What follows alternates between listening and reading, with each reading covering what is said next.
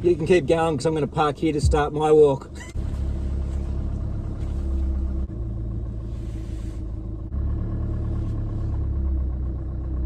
We start here this time.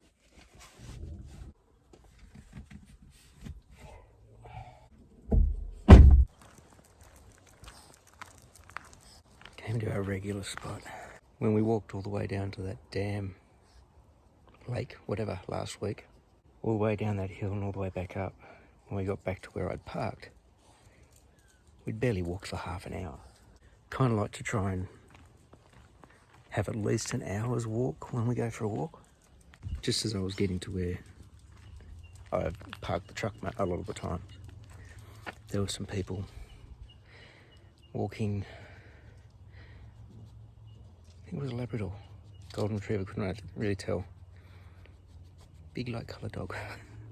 And they hopped out of the way so I could drive past, and I just said, yeah, keep going, I'm going to pull over to park. I don't know how far along this road they walk, so we'll undoubtedly cross paths at some point. I guess if I really wanted to take him for a long walk, I could just start walking from the house and go as far as I want and then turn around.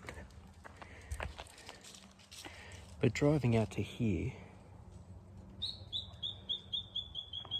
away from housing, I think just makes the walk more pleasant. Rather than walking past everybody's houses and yards and that sort of thing. If you can walk to somewhere like this, looking out to the bush, and I keep coming here because I know the area. Might look around on the maps and possibly drive around to somewhere different sometime. But there'd be plenty of fire trails that I could walk him down. Explore somewhere different.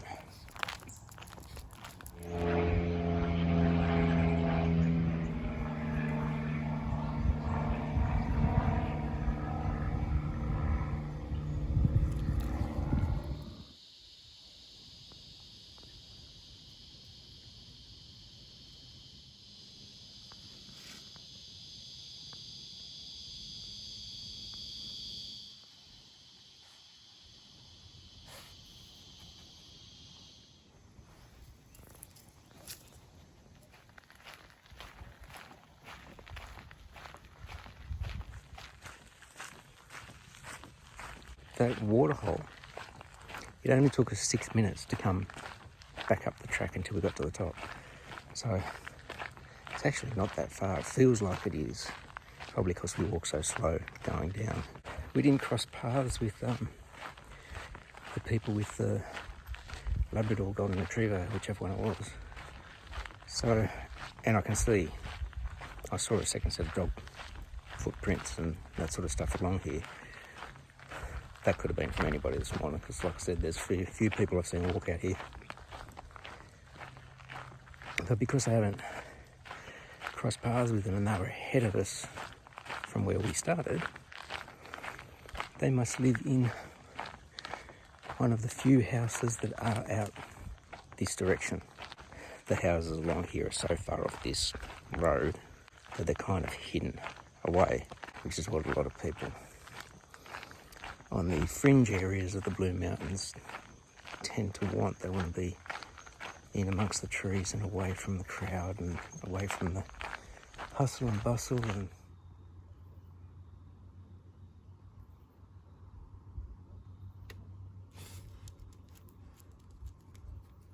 back at the truck, obviously, the walk away from the truck took us 45 minutes because we took our time. You're checking out stuff, you're sniffing. Coming back took us 20 minutes. Good at getting a good pace, and we slowed up at the end, so it wasn't too bad. I'll take a little chill. Hey mate, catch our breath before driving back to the house. When we turned around to come back to, I set my Fitbit to start as a designated exercise walk. 20 to 24 minutes for the walk. 1.46 kilometres, which is a bit less than a mile. It's 1.61 for a mile, which means that we basically did 3.5 k's of walk, which isn't too bad, like going that way and then coming back. A difference of 63 metres in elevation with the walk down to the waterhole. There's quite a few areas that you can do this sort of stuff in the mountains, so I'm going to look for some more, I think.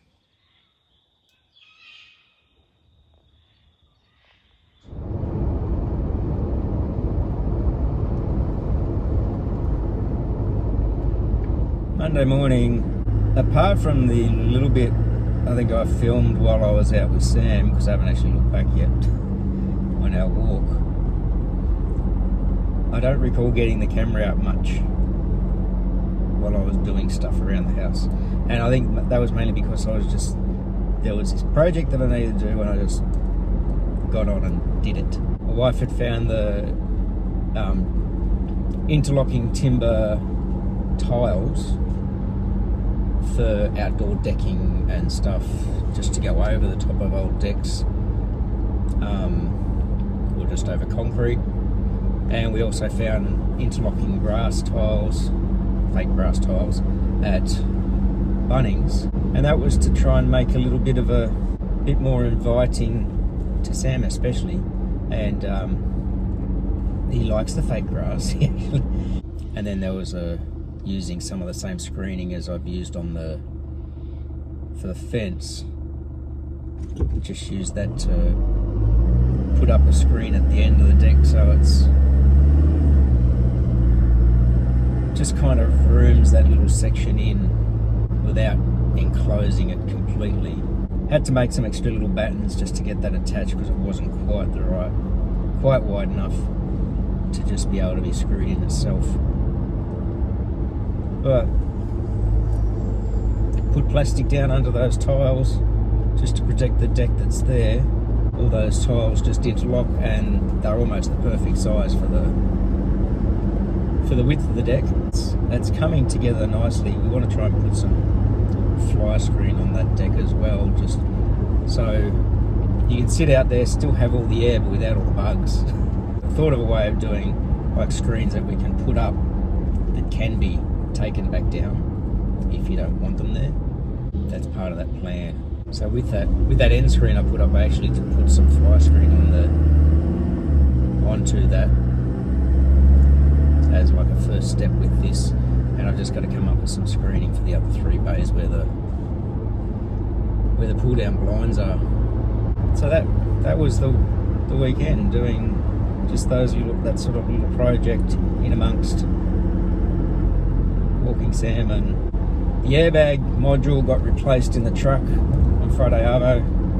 When I was talking to the guys, they said it was a bit of a hassle removing the old one and installation of the new one. They said wasn't an issue because it's just take out, put back in reverse. They had to actually configure the unit for this truck. There's obviously different models around the world of this that actually had, like it said they had to tell the module that there was no knee airbag, because there's not in the Australian models. Apparently the instructions for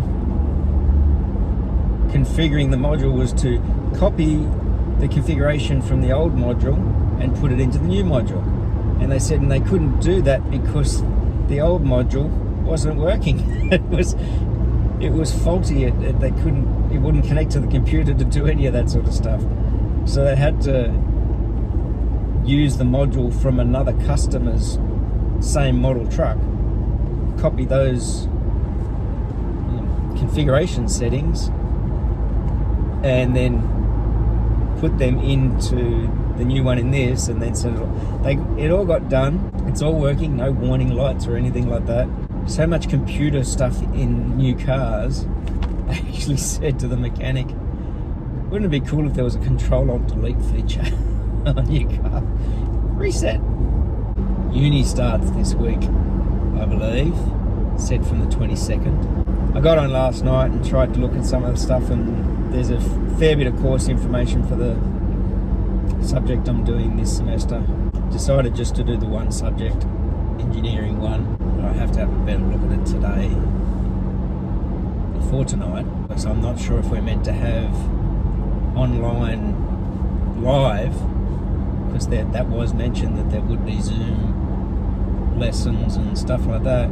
I just don't know if there's a set dates. Year 11, they were still working on their first practice joints, but I went through the safety on using the drop saw and drilling for screws with pre-drill for a clearance hole, countersink, drive the screw, because the next project is a bench hook, just to get some accuracy. Got some marks that they need to do, showing the pre-drilling to so screws don't split the timber, and cutting on the line, making sure all PPE's on, goggles, hearing protection, dust extraction running. They are working fairly well. Class has dropped a little bit in size. Say one thing definitely about year 11, there's a few kids in there that really do help clean this place up, so the room is left really clean at the end. Made use of the screen for the first time today with the class, because I just had them for 2 hours, a double, and so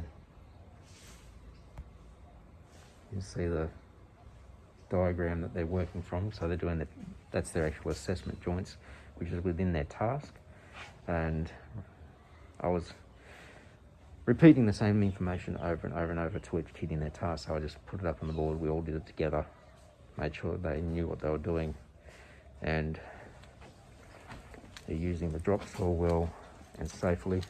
The organisation in the cupboard, they wonder why their stuff goes missing, and it's because they just throw it in there and then can't find it straight away. So most of it is there. That 2 hours prac, they really get into a groove and just keep working. It's really good. I like that. It's the first time we've had it. Wednesday. Just wanted to take a little bit of time for reflection, and what I'm about to say will sort of date this. Woke up to the news that the US passed 500,000 COVID deaths. It's been just over a year since the first cases, 500,000 people. I'm still the only person at work who regularly wears a mask. There's a few students who I've seen wear them on and off. I had a student ask me yesterday, he wasn't one of mine, he was in one of my staff's classes, and he said, "Why are you still wearing a mask?" And I said, "For the two reasons, to protect me and to protect you." And he goes, "What, you think I got COVID?" I said, "No." I said, "But we don't know quite often who has it." I said, "You never know if I've come into contact with somebody, have it, just don't have symptoms yet. And I need to try and protect everybody around me." Working in a school with over 600 students and roughly 100 staff. But while you're with those same people every day, you can never be sure of how many people they have daily contact with. And of those people that you have they have daily contact with, who do they have daily contact with? And it just branches out exponentially. While Sydney hasn't had any, or even New South Wales, hasn't had any new cases, I don't think. I'm going to say at least 2 weeks, but I won't be 100% on that. I know there's still a couple of cases down in, like new cases recently down in Victoria. But after the latest cluster in the northern beaches, it seems to have now, we got on top of that really well, and actually it's WA had some of the latest cases. As a country, I think we've done really well with it. But that doesn't mean that it's not still out there. There are still COVID testing places all over the place. I drive past one every day. There are still social distancing measures in place in shops. There's still the check-ins. It's no longer mandatory to wear a mask in stores, but a lot of the bigger stores and even some of the smaller stores still request it. They say, we request that you wear a mask. Speaking of, I'm just seeing somebody wearing a mask as they're walking along here. I think it's still mandatory on public transport, which is, I think, good because you're in a confined space with a lot of people. There's only been a couple of kids who have actually asked me that, why am I still wearing it? One was one of my students, and I just said, it's not over. I don't want to take any chances, and I'm looking out for those around me as well as myself. And the first of the vaccines in Australia have just started. That's interesting to see who gets priority. Nursing home residents, frontline staff, nursing home carers, nurses, doctors, police, I think firefighters, all those people they consider that could become a high risk of actually contracting, being in the situations that they could be. I think there's steps in place for all public service workers. Teaching is part of the public service, and I think I read somewhere that said they're not making it mandatory.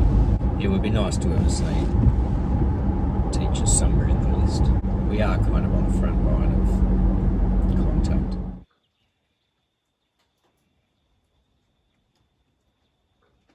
That's destined to be cut up. I've got my utens to carry it from the workshop down to here today.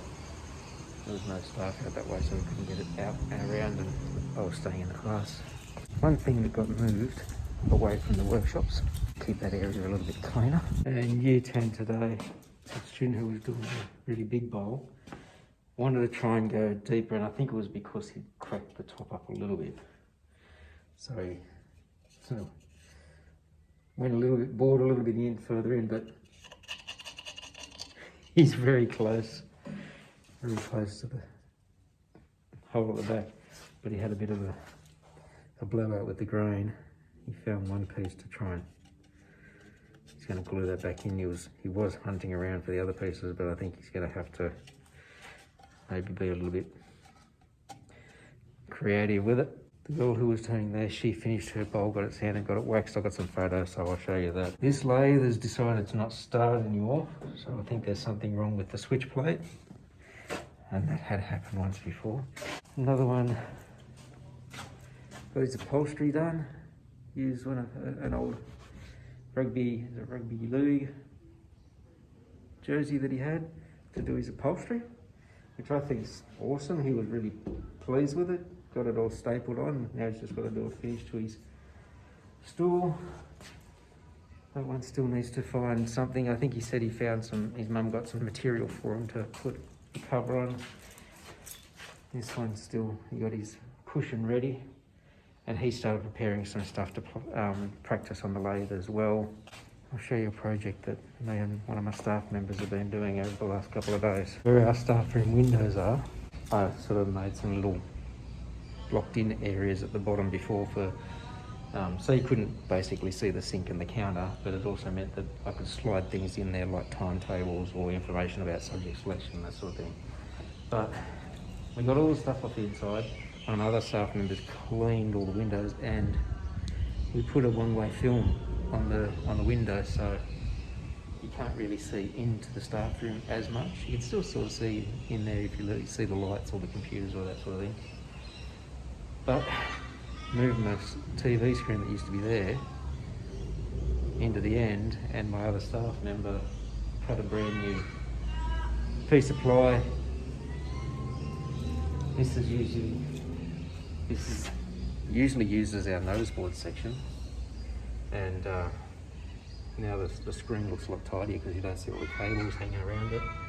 The little laptops in behind there, and so this can be part for still having our TAS announcements. And then these parts, we can still slip things into here, but we've got this one-way film which allows it to be a little bit more private in the staff room for lunches and that sort of thing. Because the last thing you want to do is, when you're trying to have lunch or recess, have kids just sitting here at the window looking at you through the glass. So that was done over the last few days, and we got it finished today. And you see it from the back side, there's the little laptop that runs that screen, and then there's our windows with the little sections where I want to just drop notes down there information.